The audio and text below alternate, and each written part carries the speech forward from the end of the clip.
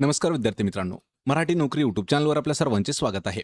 आज आपण या व्हिडिओमध्ये मुंबई उच्च न्यायालय भरती जी 2026ची आहे, त्यासाठी आपण महत्त्वाचे असणारे 20 प्रश्न या व्हिडिओमध्ये पाहत आहोत.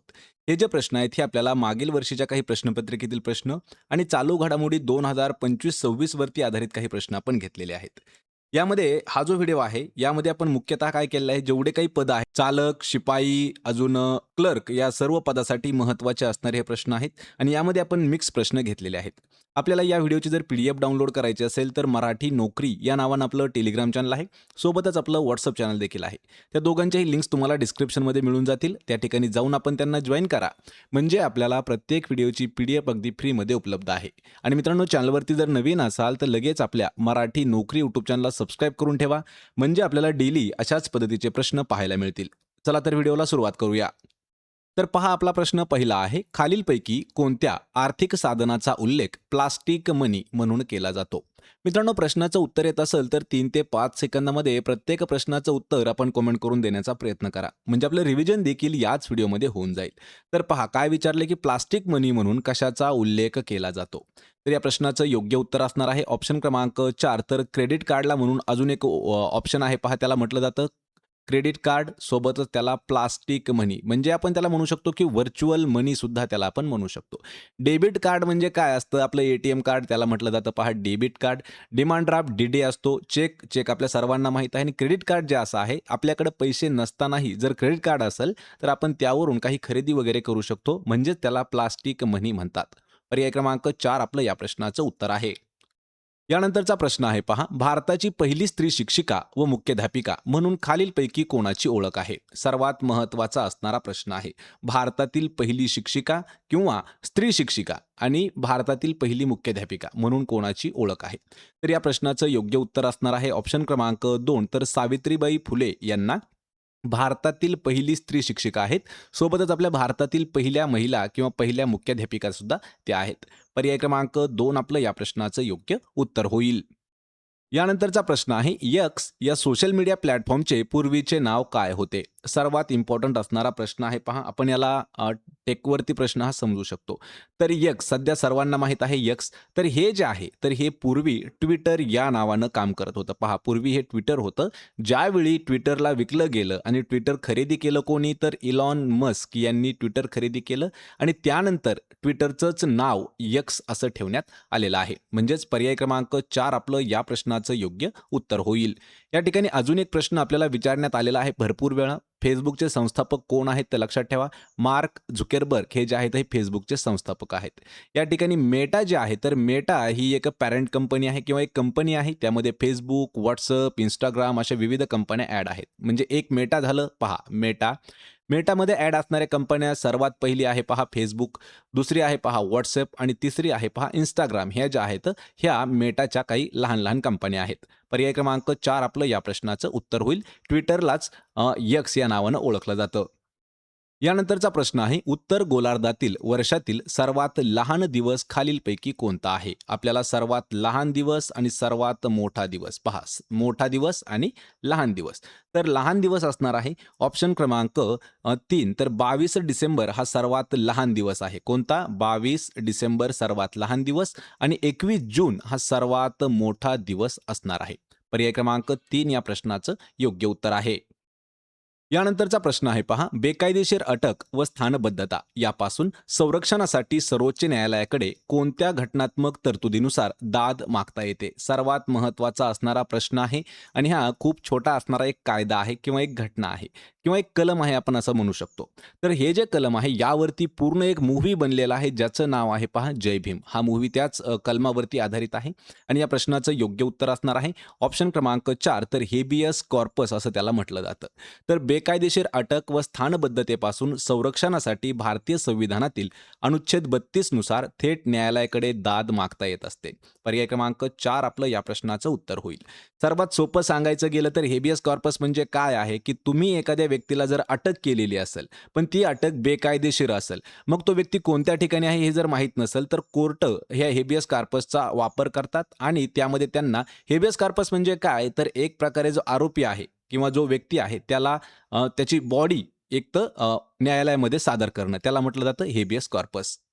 या प्रश्नाचं योग्य उत्तर होईल न्यायालयात खटला दाखल करण्याची भूमिका घेणाऱ्या व्यक्तीस कोणत्या नावाने ओळखले जाते. सर्वात महत्त्वाचा असणारा प्रश्न आहे आणि लिपिक पदासाठी हा प्रश्न आपल्याला विचारण्यात आला होता. न्यायालयात खटला दाखल करणाऱ्याची जी भूमिका असते ती कोणता व्यक्ती आहे किंवा त्याला काय म्हटलं जातं. या प्रश्नाचं योग्य उत्तर होईल त्याला वादी असं म्हटलं जातं. पर्याय क्रमांक 2 आपलं या प्रश्नाचं योग्य उत्तर होईल. यानंतरचा प्रश्न आहे महाराष्ट्र राज्याच्या पहिल्या महिला उपमुख्यमंत्री खालीलपैकी कोण आहेत. मित्रांनो थोडासा महत्त्वाचा असणारा हा प्रश्न आहे पहा. तर आपल्या महाराष्ट्र राज्यातील पहिली महिला उपमुख्यमंत्री ज्या आहेत तर त्या आहेत ऑप्शन क्रमांक 1 तर सुनेत्रा पवार हे आपल्या राज्याच्या पहिल्या महिला उपमुख्यमंत्री ठरलेल्या आहेत. मग यावरती अजून 2-3 प्रश्न विचारण्यात आलेले होते की महाराष्ट्र राज्याचे सर्वात जास्त वेळा राहिलेले उपमुख्यमंत्री कोण आहेत तर ते आहेत पहा अजितदादा पवार. अजित पवार हे जे आहेत यांचं 28 जानेवारी 2026 या दिवशी विमान अपघातामध्ये निधन झालं आणि त्यांच्या जागेवरती त्यांच्या मिसेस म्हणजे त्यांच्या ज्या पत्नी आहेत सुनेत्रा पवार या आपल्या महाराष्ट्राच्या पहिल्या उपमुख्यमंत्री महिला म्हणून काम करत आहेत. पर्याय क्रमांक 1 आपलं या प्रश्नाचं उत्तर होईल. यानंतरचा प्रश्न आहे भारतामधील खालीलपैकी कोणत्या राज्यात देवभूमी म्हणून ओळखले जाते किंवा कोणत्या राज्यास देवभूमी म्हणून ओळखले जाते. मित्रांनो हा जो प्रश्न आहे हा सुद्धा आपल्याला 3 वेळा विचारण्यात आलेला आहे. 2 वेळा आपल्याला उच्च न्यायालयासाठी विचारण्यात आलेला आहे आणि 1 वेळा हा आपल्याला पोलीस भरतीसाठी विचारण्यात आला होता. भारतामधील असं कोणतं राज्य आहे की त्या राज्याला देवभूमी म्हणून ओळखलं जातं. या प्रश्नाचं योग्य उत्तर होईल ऑप्शन क्रमांक 1 तर उत्तराखंड हे जे राज्य आहे या राज्याला देवभूमी या नावानं ओळखलं जातं. यामध्ये अजून एक प्रश्न विचारला जातो देवभूमी किंवा देवांची भूमी कोणत्या प्रदेशाला म्हटलं जातं. तर उत्तराखंड हे आपलं योग्य उत्तर होईल ऑप्शन क्रमांक 1.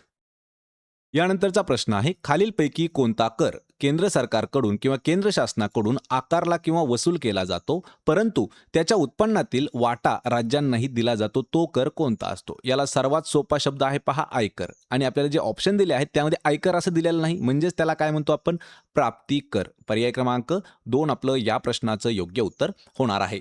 याच्यावरती पॉईंट्स लक्षात ठेवा आणि मित्रांनो हा जो प्रश्न आहे हा थोडासा इम्पॉर्टंट आहे त्यामुळे लक्षात ठेवण्याची गरज आहे.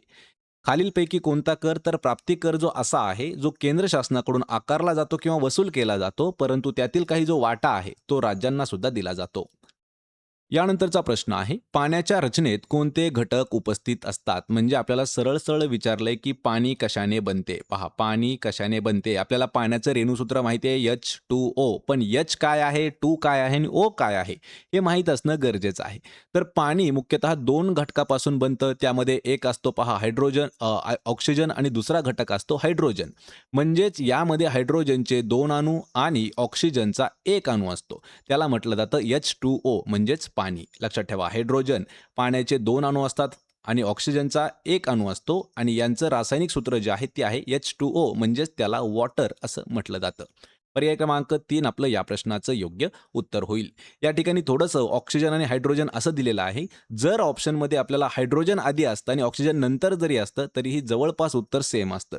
या ठिकाणी फक्त विचारलंय की घटक कोणते उपस्थित आहेत. आपल्याला योग्य घटक दिलेले नाहीत. योग्य म्हणजे काय तर आधी आला असतं हायड्रोजन आणि नंतर आलं असतं ऑक्सिजन. पर्याय क्रमांक 3 या प्रश्नाचं उत्तर होणार आहे. यानंतरचा प्रश्न आहे गणपती मंदिर व गरम पाण्याचे कुंड असलेले वज्रेश्वरी हे ठिकाण खालीलपैकी कोणत्या जिल्ह्यात स्थित आहे. यापूर्वी हा प्रश्न आपल्याला अमरावती पोलीस भरतीसाठी सुद्धा विचारण्यात आला होता पण त्या ठिकाणी फक्त वज्रेश्वरी असं दिलेलं होतं. वज्रेश्वरी हे एक काय आहे की त्या ठिकाणी गरम पाण्याचे झरे आढळतात. त्या ठिकाणी गणपती मंदिर देखील आहे. ते कोणत्या जिल्ह्यामध्ये स्थित आहे तर तो जिल्हा आहे पर्याय क्रमांक 1 तर ठाणे या जिल्ह्यामध्ये स्थित आहे. गरम पाण्याचे कुंड असलेले वज्रेश्वरी आणि गणपतीचं मंदिर. पर्याय 1 आपलं या प्रश्नाचं उत्तर होईल. यानंतरचा प्रश्न आहे कसल्याही प्रकारची चौकशी न करता कोणालाही कारागृहात टाकण्याचा अधिकार कोणत्या कायद्याने मिळाला होता. महत्त्वाचा असणारा प्रश्न आहे. तर इंग्रजांच्या काळामध्ये त्यांनी कायदा असा लागू केला होता की कोणालाही ते कधीही अटक करू शकत होते कसल्याही प्रकारची चौकशी न करता आणि तो कायदा काळा कायदा म्हणून सुद्धा ओळखला जातो. त्या कायद्याचं नाव आहे पर्याय क्रमांक 2 तर रौलेट कायदा हे त्याचं नाव आहे आणि जवळपास रौलेट कायदा जो आहे हा थोडासा महत्त्वाचा मानलेला एक कायदा होता ज्यामुळे खूप सारे आंदोलन सुद्धा झाले होते. पर्याय क्रमांक 2 आपलं या प्रश्नाचं उत्तर होईल. यानंतरचा प्रश्न आहे भारतीय संविधानामध्ये कायद्यापुढे समानता कोणत्या अनुच्छेदाअंतर्गत अंतर्भूत केलेली आहे किंवा कोणत्या अनुच्छेदामध्ये अंतर्भूत केलेली आहे. कायद्यापुढे सर्व लोक समान आहेत असं कोणत्या अनुच्छेदामध्ये समाविष्ट करण्यात आलेलं आहे आणि तो अनुच्छेद आहे पहा ऑप्शन क्रमांक 3 तर अनुच्छेद 14 मध्ये किंवा कलम 14 मध्ये कायद्यापुढे सर्व लोक समान आहेत असं समाविष्ट आहे. पर्याय क्रमांक 3 आपलं या प्रश्नाचं उत्तर होईल. यानंतरचा प्रश्न आहे, गुप्तकालीन विद्वान वराह मिहिराने लिहिलेला बृहतसंहिता हा ग्रंथ खालीलपैकी कोणत्या विषयाशी संबंधित आहे? सर्वात महत्त्वाचा असणारा प्रश्न आहे. या ठिकाणी आपल्याला एका ग्रंथावरती प्रश्न विचारलेला आहे आणि बृहतसंहिता हा जो ग्रंथ आहे हा कोणी लिहिलेला आहे असा देखील प्रश्न विचारला होता. वराह मिहिर यांनी लिहिलेला हा ग्रंथ आहे आणि हा ग्रंथ कशावरती आधारित आहे? तर हा आधारित आहे खगोलशास्त्रावरती. म्हणजेच पर्याय क्रमांक 4 आपलं या प्रश्नाचं योग्य उत्तर होणार आहे. यानंतरचा प्रश्न आहे, देशात सर्वाधिक वेळा मुख्यमंत्री पदाची शपथ घेणारे व्यक्ती खालीलपैकी कोण ठरलेले आहेत? म्हणजे असा कोणता मुख्यमंत्री आहे की त्याने आत्तापर्यंत सर्वात जास्त वेळा मुख्यमंत्री पदाची शपथ घेतलेली आहे आणि ते कोणत्या राज्याचे आहेत ते सुद्धा आपल्याला माहीत असणं गरजेचं आहे. या प्रश्नाचं योग्य उत्तर असणार आहे ऑप्शन क्रमांक 1 तर नितीश कुमार जे आहेत हे आपलं प्रश्नाचं योग्य उत्तर होणार आहे. याच्यावरती 2 ते 3 पॉईंट्स आहेत ते समजावून घ्या. त्यांची शपथविधी किती वेळा झालेली आहे ते लक्षात ठेवा. नितीश कुमार यांनी आतापर्यंत एकूण 10 वेळा बिहारच्या मुख्यमंत्री पदाची शपथ घेतलेली आहे. म्हणजे कोणत्या राज्याचे ते सर्वात जास्त वेळा मुख्यमंत्री राहिलेले आहेत? तर 10 वेळा राहिलेले आहेत आणि बिहार राज्याचे मुख्यमंत्री राहिलेले आहेत. आणि त्यांनी नुकतीच नोव्हेंबर 2025 मध्ये 10व्या वेळी ही शपथ घेतलेली आहे. पर्याय 1 आपलं उत्तर होईल. यानंतरचा प्रश्न आहे, अटलांटिक महासागर पार करून भारत गाठण्याचा प्रयत्न करताना अमेरिका खंडाचा शोध कोणी लावला? सर्वात सोपा आणि महत्त्वाचा असणारा प्रश्न आहे, तेवढाच हा प्रश्न आपल्याला कन्फ्यूज सुद्धा करतो. तर काही लोक भारताचा शोध घेण्यासाठी निघाली होती पण त्यांना अमेरिका याच खंडाचा शोध लागला. तर अमेरिकेचा शोध कोणी लावला? सरळ सरळ आहे, ख्रिस्तोफर कोलंबस याने अमेरिकेचा शोध लावलेला आहे. पहा, ख्रिस्तोफर कोलंबस यांनी. मग या ठिकाणी अजून एक आपल्याला प्रश्न पडतो, मग अमेरिका हे नाव का देण्यात आलं? तर अमेरिगो व्हेस्पुसी हा जो आहे हा एक शास्त्रज्ञ होता किंवा एक प्रकारे हा एक खलाशी होता. तर त्याने त्याच्या नावावरून अमेरिकेचं नाव ठेवण्यात आलेलं आहे. पण शोध लावलेला आहे ख्रिस्तोफर कोलंबस याने. पर्याय 2 आपलं या प्रश्नाचं उत्तर होईल. यानंतरचा प्रश्न आहे, महाराष्ट्र विधान परिषदेचे सदस्य म्हणून निवडून येण्यासाठी किमान वयोमर्यादा किती असते? पहा, महाराष्ट्र विधान परिषद आणि विधानसभा याच्यावरती खूप महत्त्वाचा असणारा हा प्रश्न आहे. आणि विधान परिषदेचे सदस्य म्हणून निवडून येण्यासाठी वयाची जी मर्यादा आहे तर ही कमीत कमी 30 वर्ष असणं गरजेचं आहे. पर्याय क्रमांक 3 आपलं या प्रश्नाचं उत्तर आहे. यानंतरचा प्रश्न आहे, खालीलपैकी कोणत्या मुघल सम्राटाच्या काळामध्ये इंग्रज ईस्ट इंडिया कंपनीने भारतामध्ये पहिला कारखाना स्थापन केला होता? इम्पॉर्टंट असणारा प्रश्न आहे. TCS मध्ये हा प्रश्न आतापर्यंत आपल्याला 12 वेळापेक्षा जास्त वेळा विचारण्यात आलेला आहे. खालीलपैकी कोणत्या मुघल सम्राटाच्या काळात इंग्रज ईस्ट इंडिया कंपनीने भारतामध्ये त्यांचा पहिला कारखाना स्थापन केला? तर या प्रश्नाचं योग्य उत्तर होईल पर्याय क्रमांक 2 तर जहांगीर बादशाह जो होता याच्या काळामध्ये इंग्रजांनी पहिला कारखाना स्थापन केला आहे. ऑप्शन क्रमांक 2 आपलं उत्तर होईल जहांगीर बादशाह. यानंतरचा प्रश्न आहे, डेटा ट्रान्सफर करण्यासाठी वापरल्या जाणाऱ्या USB या शब्दाचे विस्तारित रूप काय आहे? USBचा आपल्याला फुल फॉर्म विचारलेला आहे. सर्वात महत्त्वाचा असणारा प्रश्न आहे टेक्नॉलॉजीवरती. तर USBचा फुल फॉर्म होतो पहा, युनिव्हर्सल सिरियल बस म्हणजेच USB. ऑप्शन क्रमांक 3 आपलं या प्रश्नाचं योग्य उत्तर होणार आहे. आणि USBचा वापर का केला जातो? एखाद्या गोष्टीचा आपण डेटा ट्रान्सफर करण्यासाठी USBचा वापर केला जातो. यानंतरचा प्रश्न आहे पहा, मुंबई शहरास पाणी पुरवठा करणारी तानसा व वैतरणा त्यालाच मोडक सागर देखील म्हटलं जातं, ही जलाशये कोणत्या जिल्ह्यामध्ये स्थित आहेत? सर्वात महत्त्वाचा असणारा प्रश्न आहे. आपल्याला 2012 पासून ते 2026 पर्यंत या 15 वर्षामध्ये जवळपास पोलीस भरतीला हा प्रश्न 20 वेळापेक्षा जास्त विचारण्यात आलेला आहे. मुंबई शहरास पाणी पुरवठा करणारे 2 जलाशय कोणते आहेत? पहिला आहे तानसा आणि दुसरा आहे वैतरणा. त्याला मोडक सागर देखील म्हटलं जातं. तर हे कोणत्या जिल्ह्यामध्ये येतात? त्यांचा जिल्हा आहे पर्याय क्रमांक 4 तर ठाणे या जिल्ह्यामध्ये येत आहेत. या ठिकाणी माझ्याकडून मिस्टेक झाली, लक्षात ठेवायचं आहे. ऑप्शन क्रमांक 4 तर ठाणे या जिल्ह्यामध्ये तानसा आणि वैतरणा ही 2 जलाशय आहेत आणि ज्याने मुंबई शहराला पाणी पुरवठा केला जातो. पर्याय क्रमांक 4 या प्रश्नाचं उत्तर होईल. तर मित्रांनो, हे होते महत्त्वाचे 20 प्रश्न. आपल्याला या 20 पैकी किती प्रश्नाची उत्तरं देता आली हे मला कमेंट करून नक्की सांगा. व्हिडिओ जर आवडला तर व्हिडिओला आपल्या लाईक करा, मित्रामध्ये व्हिडिओ शेअर करा आणि आपल्या मराठी नोकरी या यूट्यूब चॅनलला सबस्क्राईब करून ठेवा. प्रत्येक व्हिडिओची PDF अगदी फ्रीमध्ये जर मिळवायची असेल तर आपलं टेलिग्राम चॅनल आहे मराठी नोकरी या नावानं, त्याला सुद्धा जाऊन जॉईन करा. त्याचीही लिंक मी तुम्हाला डिस्क्रिप्शनमध्ये दिलेली आहे. आपण भेटूया पुढच्या एका अशाच नवीन व्हिडिओमध्ये. तोपर्यंत जय हिंद, जय महाराष्ट्र.